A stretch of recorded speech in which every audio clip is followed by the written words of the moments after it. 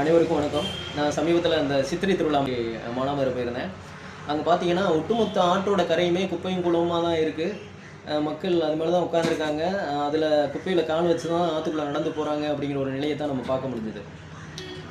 இந்த நிலையை மாற்றி நம்ம மானாமதுரையில் அந்த பரமக்குடி போகிற சாலையில் இருக்கிற அந்த அழகர் கோவிலிருந்து ஆனந்தவல்லி அம்மன் கோயில் ஆப்போசிட்டில் இருக்கிற சந்தை இருக்குல்ல, அது வரைக்குமாவது முதற்கட்ட பணியாக ஒரு அந்த ஆற்றங்கரையை அகலப்படுத்தி நடைபாதையை ஏற்படுத்தி ஆங்காங்கே மரங்களை நட்டு இருக்கைகளை ஏற்படுத்தி ஒரு குறிப்பிட்ட தூரத்துக்கு ஒரு குப்பை தொட்டியை வைத்து பராமரித்தார்கள். ஆனால் அந்த இடம் ரொம்ப அற்புதமாக மாறிடும்.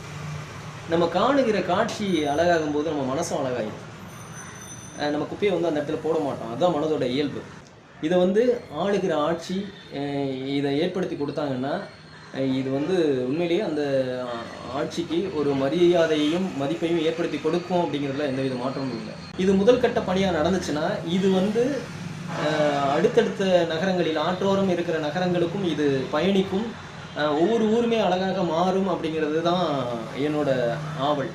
அந்த பகுதியில் புதிதாக பதவியேற்றிருக்கிற மாண்புமிகு சட்டமன்ற உறுப்பினர் இதை சட்டசபையில் பேசி இதை கொண்டு வர வேண்டும் என்னோட ஆசை, தாழ்மையான வேண்டுகோள்.